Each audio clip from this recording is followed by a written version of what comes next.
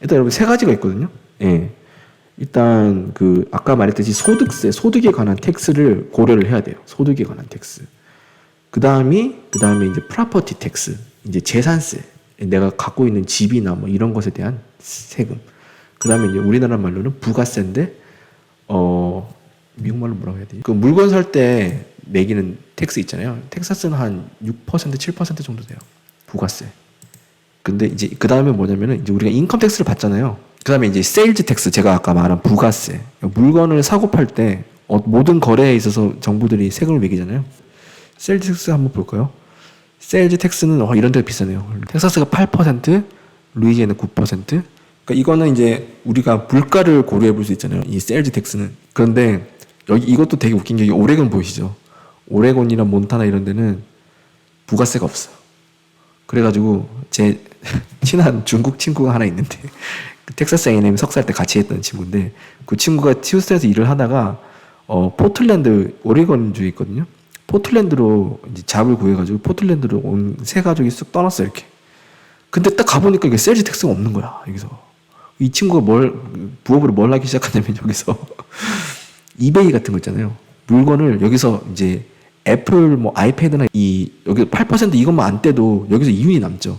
그죠? 8%를 싸게 살 수 있으니까 아이패드 이런 걸 왕창 사가지고 이제 다른 주에 보내는 거야. 배송. 와, 천재 아니에요?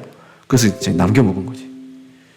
야, 이 인간이 그 중국 친구인데, 그래서 이게 거기 미국에 그 타겟이라는 마트가 있어요. 타겟에서 너무나 아이패드를 많이 사가니까 나중에 블랙리스트에 올라가지고 자기가 시스템에 딱 잡히면 매니저가 자기한테 온대. 그래서 나가라 그랬대. 근데 그런 사람들이 한둘이 아니래요. 여기 오레곤주에 그렇게 이 세일즈 텍스를 이용해서 시세 차익을 이용해서. 왜냐면 요즘에 뭐 이 택배 이런 걸 얼마 하지 않으니까요. 예, 부가세 이것도 고려를 해보셔야 된다. 예, 그 다음에 이제 세 번째로 프로퍼티 텍스인데 이거는 이제 재산세예요. 집에 관련된 텍스.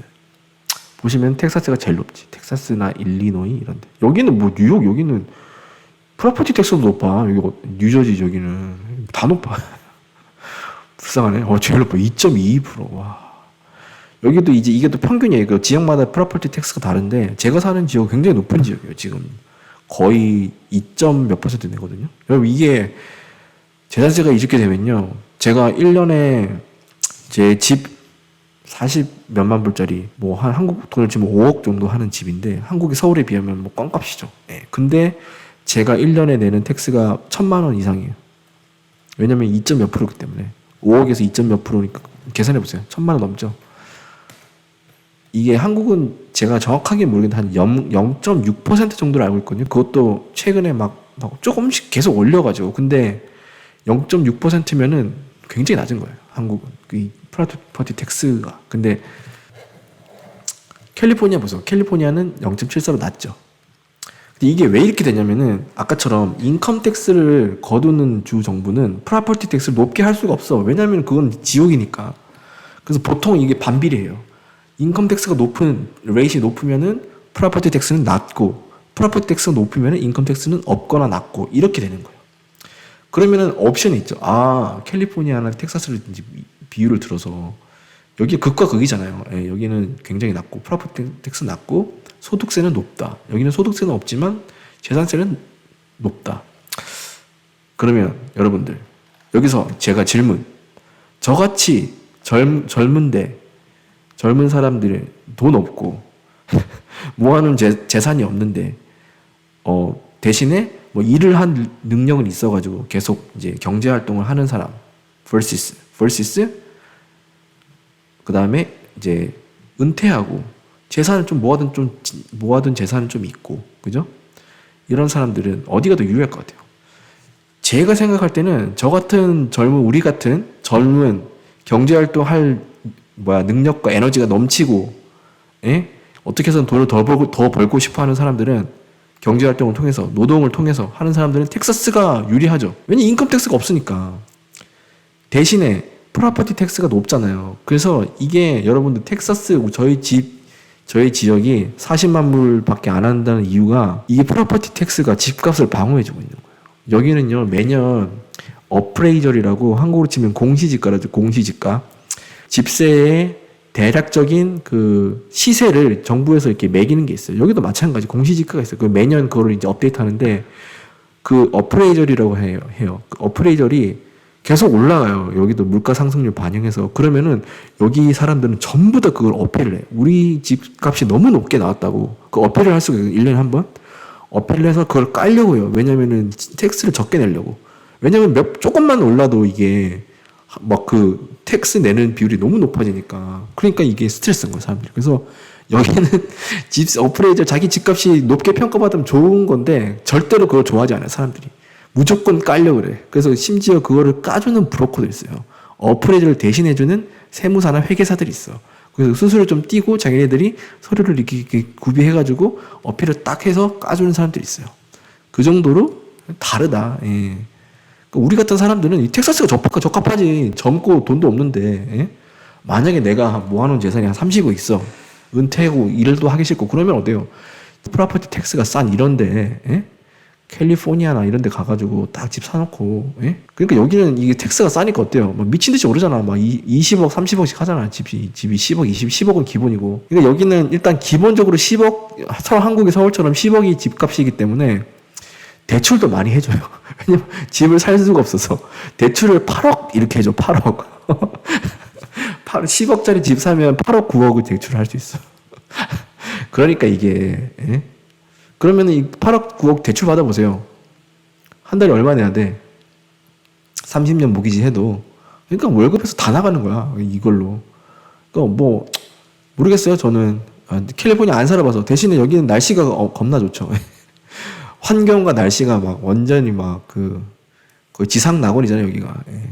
야자수도 쫙 있고, 겨울에 춥지 않고, 여름에도 그렇게 덥지 않고, 해변 있고 막 죽이잖아. 근데 여기는 막 진짜 헬이죠. 텍사스는 거의 구워진다고 해야 될까? 여름에는 거의 구워지죠. 예. 거의 삶아지거나.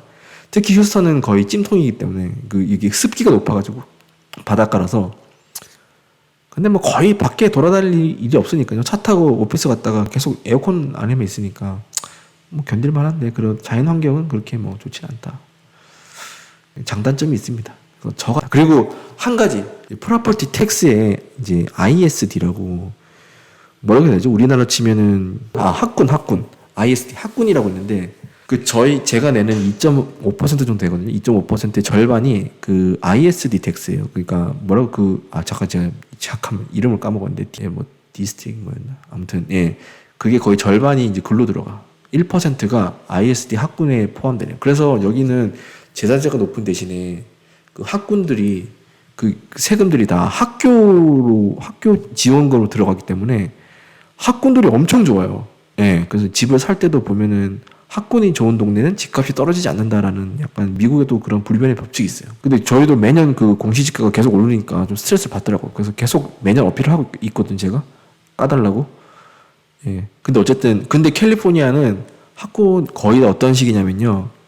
이 세금이 없잖아. 돈이 없으니까 이 프로퍼티 텍스에서 학군에서 걷는 세금이 없기 때문에 학교의 재정이 충분치가 않고, 그래서 학군들이 되게 낮아요. 그래서 여기 사람들 또 사립학교를 보내. 왜 공립학교는 너무 질 낮은 애들이랑 막 섞이니까 돈 좀 버는 어떤 꽤 괜찮은 직장을 다니는 사람들은 여기 또 사립학교를 보내. 그러니까 사립학교도 비싸잖아요. 거의 대학 등록금이거든요.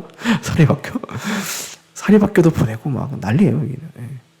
근데 여기는 공립학교의 퀄리티가 엄청 높다. 진짜 좋다. 특히 달라스, 휴스턴 이런데, 오스틴도 마찬가지고 공립학교 수준이 꽤 괜찮다.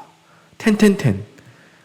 그러니까 10점 만점에 뭐 점수를 매기는데, 초, 중, 고 10 이런 지역이 저희 집입니다. 10 이런 데를 찾아야 돼. 10. 그래서 이제 보통 하수들이 초등학교 학군을 보고 집을 결정을 하거든요. 초등학교는 다 10점이야. 안 좋은 데 별로 없어요. 근데 고등학교를 봐야 돼. 고등학교 점수를 봐야 돼. 고등학교가 10이냐 아니냐를 봐야 돼. 그렇기 때문에 그런 것도 생각을 하셔야 되고. 그래서 이제 미국에 이주를 할 때, 제가 지금 거의 여기 계신 분들은 거의 학생분들이 있어서 아직은 이게 관심이 없을 텐데요. 이게 머지 않았어요. 여러분들도 곧 결혼하고 애를 갖고 하면요, 뭐 빠르면 4, 5년 안에도 다 이런 저와 같은 고민을 하게 될 때가 올 거예요. 그때 이것도 모르고 있는 거랑 저는 몰랐거든요. 그래서 근데 이런 얘기 해주는 사람도 많이 없었고, 근데 이제 차차 알게 돼요. 주변에 이제 애들 좀 큰 형들이나 이런 데 계속 물어보면서 차차 알게 돼요. 그래서 이걸 세 가지를 꼭 잘 고려를 하시라. 제가 준비한 거 다 얘기한 것 같아요. 뭐 딱히 좀 도움이 되셨네요.